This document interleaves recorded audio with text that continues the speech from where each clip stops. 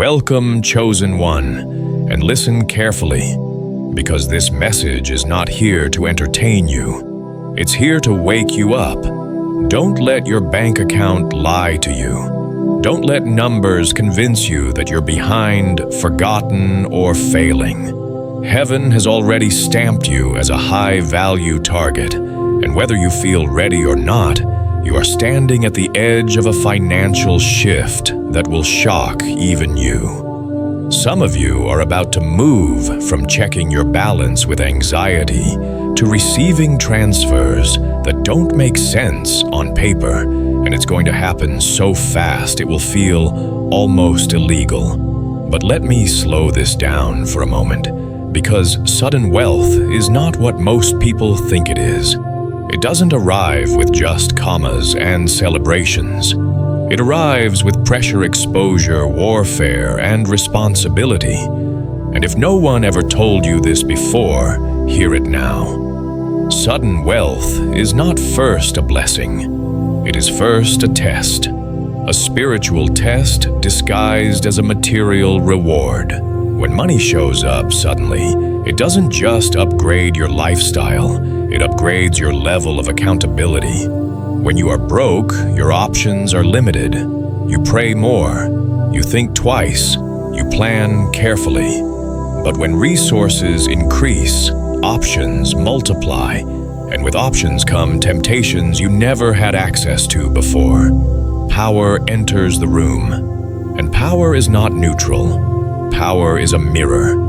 It reflects what was hidden inside you long before the money arrived.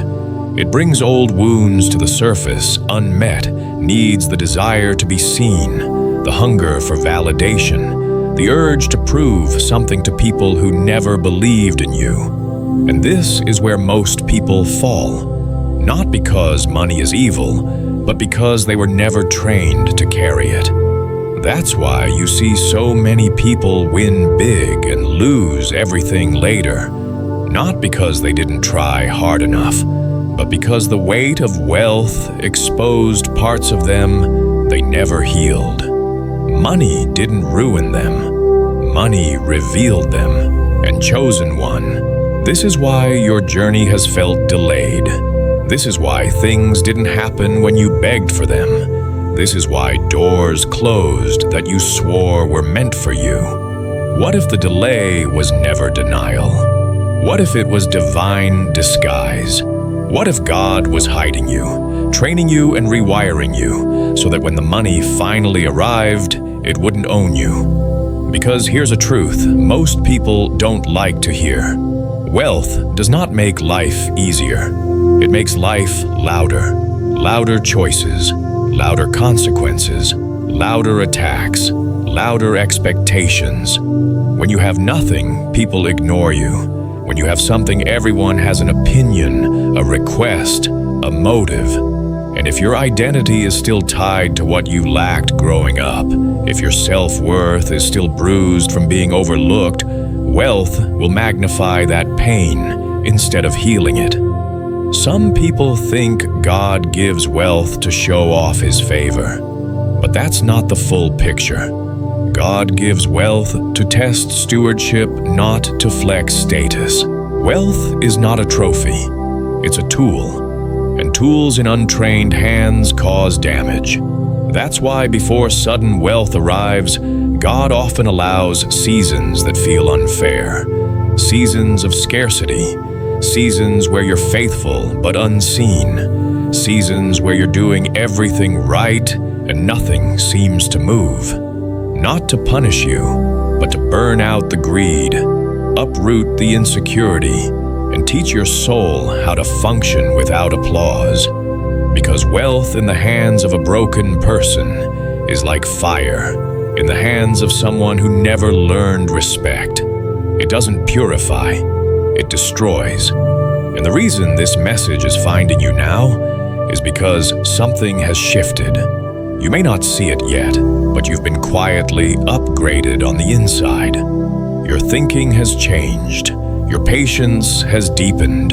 Your tolerance for nonsense has dropped. You don't crave attention the way you used to. You don't need to prove yourself to people who don't see you. And that is not accidental. That is preparation, because sudden wealth will reveal what you love, what you fear, who you trust, and what still needs healing. Many people pray for breakthrough but panic when exposure comes with it. They ask for elevation but resent the responsibility that follows. But the chosen one understands something different. If God is trusting you with this level of abundance, it means He already weighed your soul, examined your character, and said, "You're ready." Ready not because you're perfect, but because you're grounded. Ready because you learned restraint in lack. Ready because you learned obedience without reward. Ready because you didn't sell your integrity when compromise looked easier. So, hear this clearly. When the money comes, the test begins. Not to break you, but to confirm you. To see if wealth will sit on you or flow through you. To see if power will inflate you or refine you. To see if you will chase validation or protect alignment. This is not about how much you receive. It's about who you become once you receive it. And if you've been feeling a strange stillness lately, if you've noticed a quiet confidence replacing desperation, if you've caught yourself checking your bank app, even though you already know what's there that's not delusion, that's intuition warming up. Something is being rehearsed in the spirit. You are not just about to get money, you are about to be trusted. And trust from heaven always comes with weight. Stay with me, because this is only the beginning. Now listen closely, because this is where the truth starts getting uncomfortable. Money does not change who you are. It amplifies what was dormant. It turns the volume up on the parts of you that were already there, waiting for leverage. That's why sudden wealth is so dangerous for people who skipped the inner work. When money shows up, it doesn't arrive alone. It brings attention, influence, access, and options. And all of that gives the real you a microphone. If you were insecure before, wealth will make you crave validation from strangers. If you were bitter before, wealth will make you reckless. If you are quietly power-hungry, money will give you the ability to control people, environments, and outcomes. The money didn't create that hunger. It exposed it. This is why you see people change after they get rich, but the truth is they didn't change. They just stopped hiding. People love to say, when I get money, I'll finally be happy. But happiness doesn't come from wealth. Wealth only reveals whether happiness was ever there to begin with. If joy was missing before, money will only highlight the emptiness. Because wealth is not a fix. It is a flashlight. It shines light on habits you ignored, wounds you avoided, impulses you excused, and motives you never wanted to admit. Suddenly, you start seeing yourself clearly. Your spending patterns, your need to impress, your addiction to applause. And if you haven't mastered your impulses, you'll convince yourself you're just enjoying life, when in reality, you're drowning in distraction. Luxury becomes anesthesia. It numbs you while quietly draining your purpose. This is why so many chosen ones experience long seasons of lack before breakthrough. It's not punishment, it's training. God gives you time to detox from ego, from trauma, from the need to be seen. He watches how you act when no one is watching, how you treat people when you have nothing to offer them, how you manage the little you have when the world isn't clapping. Because if you can be faithful with little, you can be trusted with more. But if you're already using your last dime to impress people who don't care, What will you do when you have millions? Wealth will make your name louder, but if your character hasn't been built, the spotlight will feel like a curse. You'll start questioning everyone's motives. You'll wonder who really loves you and who is just orbiting your resources. You'll second-guess every yes, every no, every relationship. And if you're not rooted in truth, you'll start performing instead of living. You'll shape-shift to keep people comfortable. You'll become who they want, not who you are. And that is exhausting. That is why preparation matters more than provision. God is not impressed by talent alone. He is watching discipline, restraint, and obedience. He is shaping a person who can carry blessings without being broken by them. Because money is neutral. It is not good or evil. It simply magnifies. And chosen one, God does not want your wealth to be loud. He wants your wisdom to be louder. He wants your peace to outlast your profits. He wants your character to protect your calling. That's why the season you're in now feels slow. That's why progress feels quiet. That's why your growth doesn't look flashy. Something deeper is happening. Your appetite is changing. Your values are shifting. You're no longer impressed by image alone. You're starting to see through people, systems, and shortcuts. You're learning that fast money often comes with slow regret. And sustainable wealth is built on unseen discipline. This is the season where God trains your reflexes, how you respond to temptation, how you handle frustration, how you move when no one is rewarding you. Because once the money comes, there will be no room for sloppy decisions. Every choice will be multiplied. Every mistake will be louder. Every weakness will be tested. And the reason you're still here, still listening, still aligned, is because you didn't quit during the training phase. You stayed when it was boring. You obeyed when it didn't make sense. You kept your integrity when compromise would have been easier. That's why money won't destroy you. It will serve you. It will fund purpose, not ego. It will amplify healing, not insecurity. But you have to remember this. When wealth arrives, it will not feel like relief at first. It will feel like responsibility, like weight, like pressure. And that's how you'll know it's real. Because counterfeit blessings feel light. They excite the flesh. They inflate the ego. But real blessings mature you. They steady you. They anchor you. You are not about to become someone new. You are about to become more of who you already are, refined, focused, and aligned.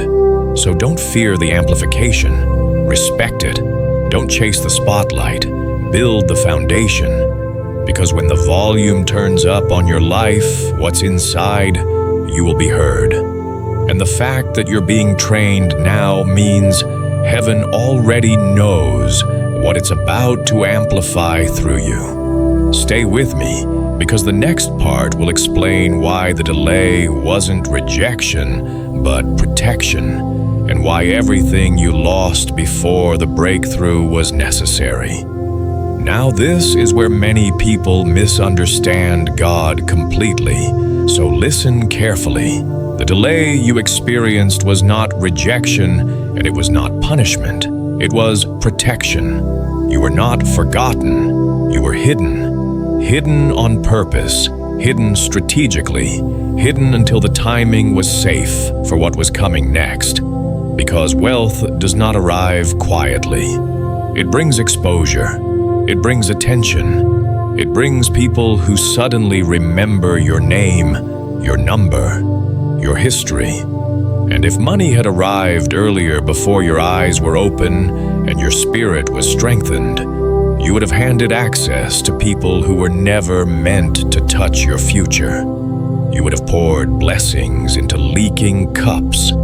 You would have confused familiarity with loyalty.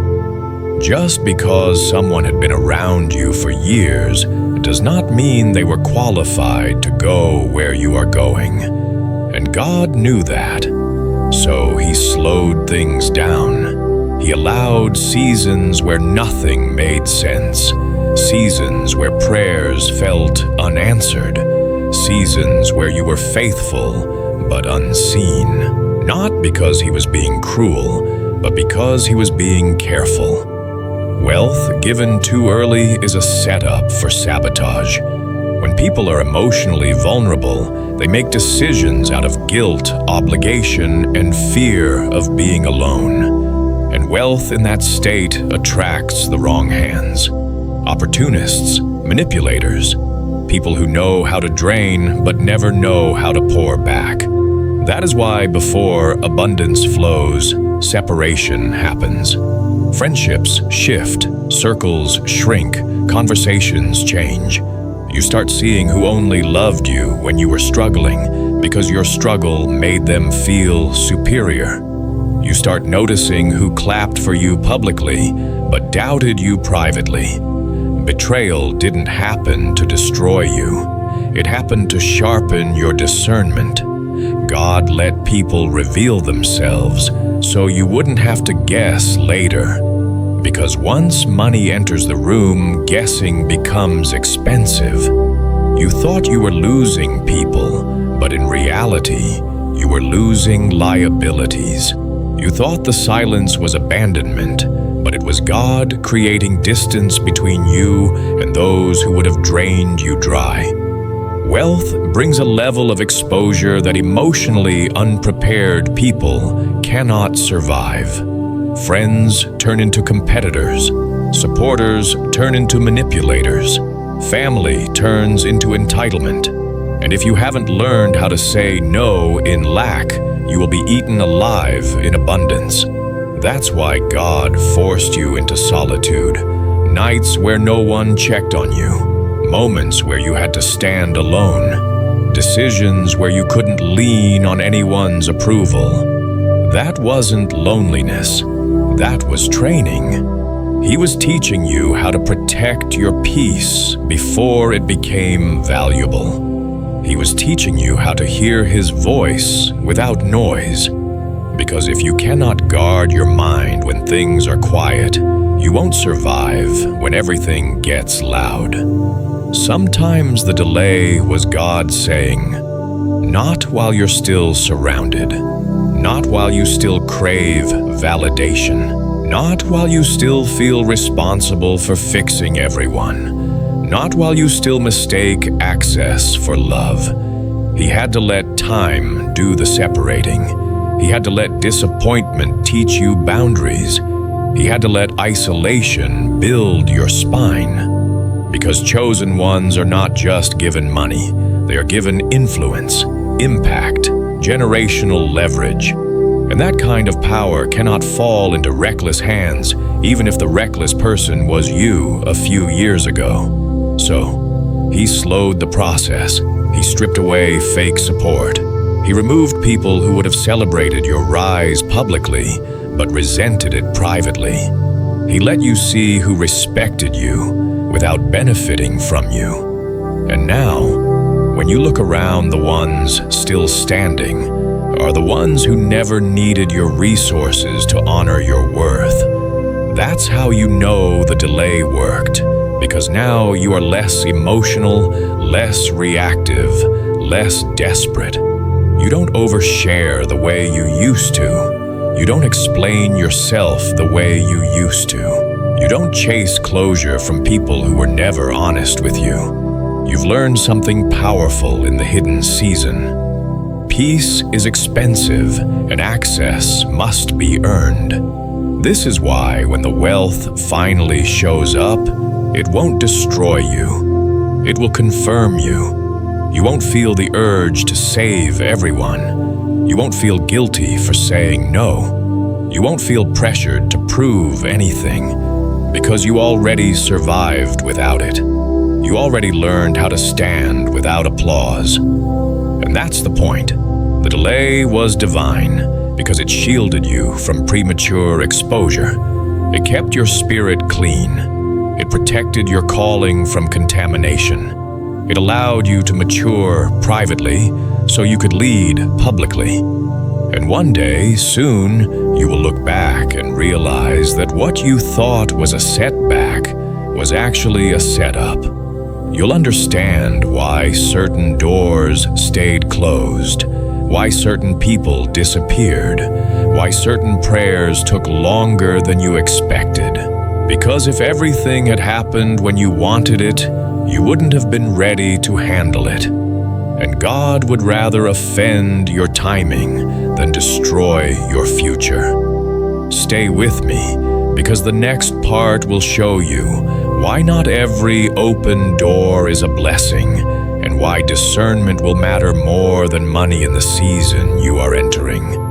Now, this part is critical, so don't rush it, because what I'm about to say can save you from years of regret. Not every opportunity is a blessing, and not every open door is from God. Some doors are traps, and they are designed to look answered, anointed, and perfectly timed.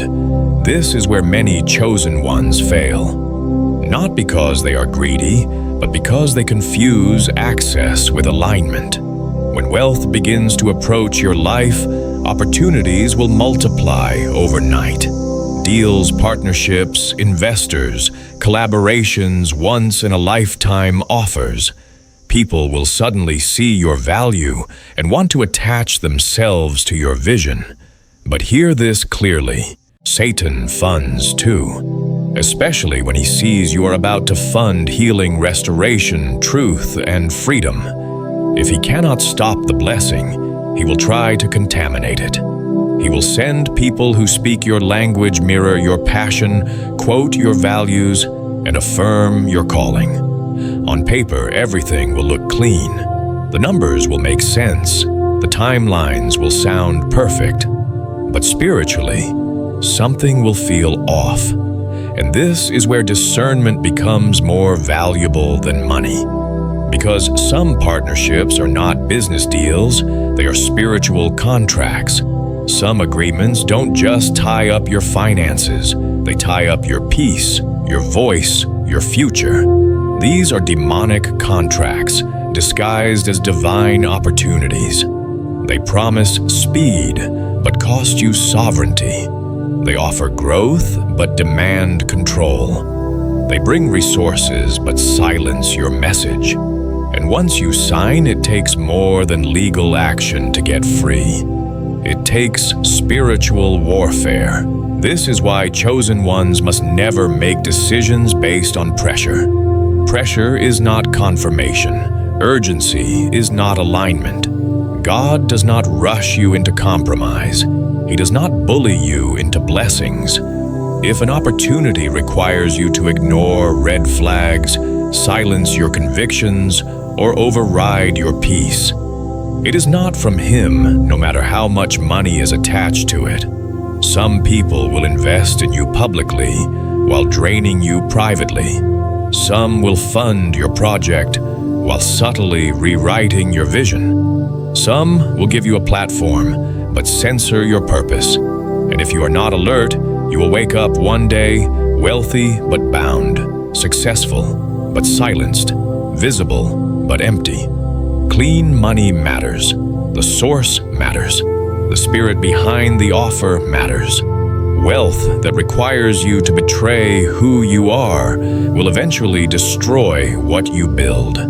That's why God trained you in lack. He taught you how to say no when you needed yes. He taught you how to walk away from things that looked good but felt wrong. Because in this next season, walking away will be one of your greatest strengths. You will have to decline opportunities people pray for. You will have to disappoint people who expect access. You will have to trust your discernment more than your desperation. And understand this, not every door you close is a loss. Some doors are exits disguised as entrances. Some opportunities are sent to delay you, distract you, or drain you right before your real assignment manifests. That's why peace is your compass. When God is in something, there is clarity, even if there is challenge. When God is not in it, there is confusion, pressure, and compromise, even if the money is big. Chosen one, you are not called to build something flashy. You are called to build something pure, something lasting, something that cannot be bought, bribed, or broken. And that means your partnerships must be aligned, your resources must be clean, and your decisions must come from stillness, not fear. Do not be afraid to walk away from what looks like success if it threatens your soul. Do not be impressed by access alone. Ask yourself this: who benefits long-term? Who holds power when the excitement fades? Who controls the vision when the money is spent? God will never ask you to sell your integrity to fulfill His promise. He does not need shortcuts.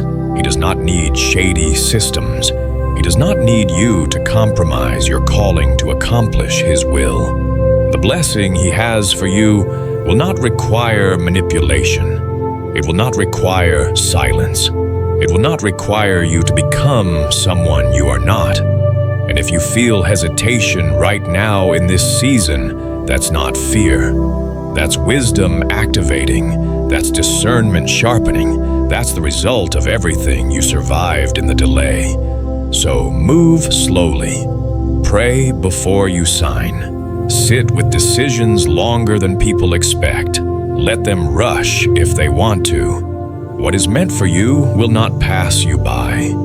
And what tries to pressure you is exposing itself. Wealth with bondage is not a blessing. It is a trap. Protect your mission. Protect your peace. Protect your name. Because what you are building is not just for you. It is meant to outlast you. Stay with me, because the next part will show you why this wealth is not coming for flexing, but for funding something far bigger than your personal success. Now, we arrive at the part most people get wrong. So listen slowly and let this settle, because the wealth coming into your life is not for flexing, proving, or performing. It is for funding. It is not about showing people you made it. It is about being trusted to build what others could not sustain. When God releases wealth to a chosen one, it is never random, and it is never just personal. It is purposeful. It is strategic. It is assignment-based. You are not being positioned for comfort alone. You are being positioned for calling. This is kingdom-level responsibility. This is divine currency. The money coming to you is meant to move through you, not stop at you. You are not becoming rich so you can look impressive. You are becoming resourced so you can become a solution, a builder, a restorer, a distributor of impact. Chosen ones do not just live well, they build well. They fund ideas that heal. They support visions that free people. They invest in things that outlast applause. That is why the delay felt so heavy.